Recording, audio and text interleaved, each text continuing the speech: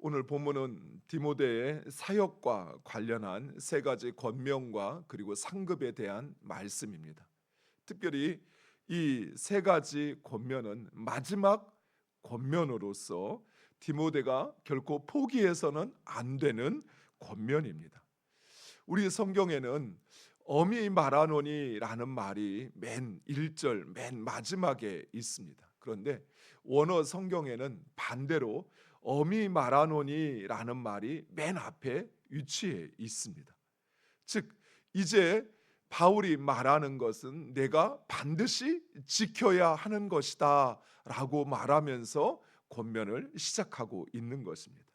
그 첫 번째 권면은 때를 얻든지 못 얻든지 하나님의 말씀을 전파하라라고 하는 것입니다. 말씀을 전파해야 하는 가장 큰 이유, 그것은 말씀 그 자체의 능력과 영향력 때문입니다. 말씀은, 성경은 하나님의 감동으로 된 것으로 교훈과 책망과 바르게 함과 의로 교육하기에 유익할 뿐만 아니라 우리를 하나님의 사람으로 온전케 하여 선한 일을 행할 능력을 갖추게 하는 것, 그것이 바로 하나님의 말씀의 능력이요 영향력입니다. 이러한 하나님의 말씀을 가르치는 것, 그것은 목회자 또한 교회의 지도자의 가장 우선된 사명이요 또한 책임인 것입니다. 사랑하는 성도 여러분, 교회 안에서조차도 하나님의 말씀이 아닌 사람의 경험이나 세상의 말이 우선되어지고 그것이 중요시 여겨지는 것은 결코 있어서는 안 되는 일입니다. 우리가 하나님을 믿는 것은 그 하나님의 말씀이 진리이기에 그 말씀을 따라 하나님과 예수 그리스도의 그분을 알고 그리고 믿고 섬기는 것입니다. 이처럼 하나님의 말씀은 구원의 뿐만 아니라 우리의 삶의 그 모든 것에 있어서 가장 우선된 원리입니다. 내 경험에는 이렇지만 그러나 하나님의 말씀에 이렇게 이야기하면 내 경험대로 할 것이 아니라 그 말씀이 우선이 되어야 한다는 것이. 내 감정은 지금 막 요동쳐서 이렇게 말하지 않고 이렇게 하지 않고는 못할 것 같아도, 못 살 것 같아도, 그래도 하나님 말씀에 참으라, 하나님의 말씀에 인내하라, 절제하라 말하면 그 말씀에 나를 굴복시키는 것이, 그것이 우리로 하나님의 일을 감당케 할 능력을 갖추게 하는 것입니다. 사랑하는 성도 여러분, 특별히 자녀들을 바로 세우기를 원한다면 하나님의 말씀을 가르쳐야 합니다. 하나님의 사람으로 자녀가 온전하여 지기를 원하고 또 그 자녀가 이 땅을 살면서 선을 행할 능력, 곧 하나님이 뜻하신 일을 행할 능력을 갖추길 원한다면 하나님의 말씀만한 것이 없다는 사실이에요. 가정에서 자녀들에게 하나님의 말씀을 가르치는 것, 그것은 부모의 가장 우선된 사명입니다. 부모들에게 꼭 부탁드리고 싶은 게 있어요. 저 자신을 보니까 어느 날 자녀가 좀 제 기준에 못 미치거나 제가 원하는 기대와 다를 때 저도 모르게 세상적인 관점을 가지고 자녀를 책망하거나 자녀를 가르칠 때가 참 많더라고요. 너 그렇게 살아서 어떻게 이 세상 살래? 자녀가 잘못했을 때, 야, 남들은 다 이렇게 하는데 너는 왜 그것조차 안 되는데, 그것도 못 하는데, 이렇게 하면서 저도 모르게 세상의 기준을 가지고 또 세상 사람들의 그 평가를, 판단을 가지고 자녀를 양육하고 있는 제 자신을 보면서 선뜻 놀라게 되는 거예요. 아니, 하나님의 말씀이 진리라고 말하면서 그 말씀이 우리 자녀를 교훈과 책망과 바르게 함과 의로 교육하는 것에 유익하다고 말하면서 하나님의 사람으로 온전케 한다고 말하면서 왜 나는 하나님의 말씀이 아닌 세상의 기준을 가지고 내 나름의 경험을 가지고 이 아이를 가르치려고 하고 있는가? 이런 내 자신의 모습을 보면서 선뜻 놀라게 돼요. 사랑하는 성도 여러분, 여러분이 진정 하나님의 말씀이 이 땅을 사는 진리라는 것을 확신하십니까? 그렇다면 우리 자녀들에게도 자녀들이 무엇인가를 판단하고 선택하는 데 있어서 그 말씀이 진리가 되어야 하지 않을까요? 그 말씀이 가장 우선된 것이 되어야 하지 않을까요? 세상 많은 사람들이 다 오른쪽으로 간다 할지라도 말씀에서 그 길을 가면 안 된다고 이야기하면 부모는 자녀에게 그 길을 가서는 안 된다라고 이야기를 해야 돼요. 그런데 우리들도 우리 자녀들에게 남들 다 그렇게 하는데 너는 왜 너 혼자 그러고 있는데 하면서 자녀들을 책망하고 또 세상의 교훈을 가지고 자녀들을 가르치고 있는 것은 아닌지 우리 자신을 돌아봐야 돼. 오직 하나님의 말씀으로 교육하고 또 자녀 교육의 기준으로 삼으시기를 간절히 부탁드립니다. 두 번째 권면은 전도자의 직무를 다하라 하는 것입니다. 복음을 전하는 것, 이것은 모든 그리스도인들의 포기할 수 없는 사명입니다. 왜냐하면 예수님의 유언이요 명령이기 때문입니다. 예수님께서 이 땅을 떠나실 때 여러 번에 걸쳐서 마지막으로 이 복음 전하는 것에 대하여 우리에게 강조하고 또 이제 우리에게 상속시켜 유언으로 남기시는 것을 볼 수 있습니다. 물론 전도하는 것은 어렵습니다. 세상이 예수님을 거부하고 예수님을 죽이려고 하였던 것처럼 이 복음을 들으려고 하지 않습니다. 또 많은 사람들이 세상의 허탄한 말에 귀를 기울여서 복음을 들었지만 이내 그 복음을 떠나 세상으로 가는 것을 바라보게 됩니다. 세상은 그럴듯한 이야기로 성도들을 유혹하고 또 성도들은 그만 그 유혹에 넘어가는 것입니다. 무엇보다도 많은 사람들이 이 복음의 진리에서 속히 떠나는 이유가 있습니다. 그것은 바로 그들의 탐욕 때문입니다.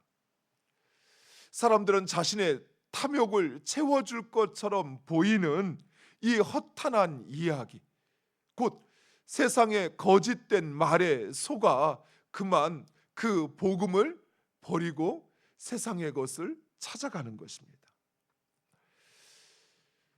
많은 성도들이, 장로들이, 또 심지어 목사들이 왜 이단인 것을 알면서도 그처럼 이단에게 빠져갈까? 참 저에게도 이 주제가, 이 고민이 참 크게 다가왔어요. 신앙생활을 이제 막 시작해서 분별할 수 없는 초보의 신앙의 자리에 있다고 한다면 신천지가 이단인 줄도 모르고 또 하나님의 교회가 이단인 줄도 모르고 그들의 유혹에 빠져갈 수 있다? 충분히 이해할 수 있을 것 같아요. 그런데 신앙생활을 20년, 30년, 아니 40년, 50년 그래서 교회에서 장로도 되고 권사도 된 분들이 왜 이런 이단에 그렇게 속히 빠져갈까 하는 것이 참 의아했어요. 왜 그럴까요? 단지 배우지 못해서 그랬을까요? 끊임없이 교회에서 신천지가 이단이란 이야기를 들었을까요? 예전에 미랄에 있을 때 한 미랄의 간사가 그런 이야기를 해요. 성경 공부를 누군가 하자고 해서 그렇지 않아도 성경 공부에 갈급해 있다가 성경 공부를 하게 됐대요. 근데 처음에는 이만희에 대한 이야기를 전혀 꺼내지 않고 성경을 낱말 풀이를 한다 하면서 비유 풀이를 한다 하면서 막 이야기를 하는데 그럴듯해 보이더래요. 그래서 6개월 동안 열심히 성경 공부를 했다고 그래요. 근데 6개월이 딱 지나자 이제 이만희를 살살 꺼내기 시작하는 거예요. 그 순간 자기 마음에 깨달아지더래요. 아, 이거 신천지구나라는 게. 그래서 물어봤대요. 단도직입적으로. 신천지입니까? 그러자 그제서야 신천지란 사실을 밝히더라는 거예요. 그래서 그 자매는 바로 관계를 끊고 이제 더 이상 그 사람과 관계하지 않게 되었다라고 이야기를 하더라고요. 배우다 보면 언젠가는 그들이 그들 안에 있는 속내를 드러내지 않겠습니까? 그런데 그렇게 되었을 때 분별할 수 있어야지. 이단이라는 것 누누이 들었으니까 알고 분별해야 되지. 근데 왜 빠져갈까요? 이미 그들이 내 안에 있는 탐욕을 이미 충족시켜 주고 있기에 그 탐욕의 유혹을 빠져가질 못하는 것입니다. 이단들은 우리가 무엇에 빠지는지 너무나도 잘 알고 있어요.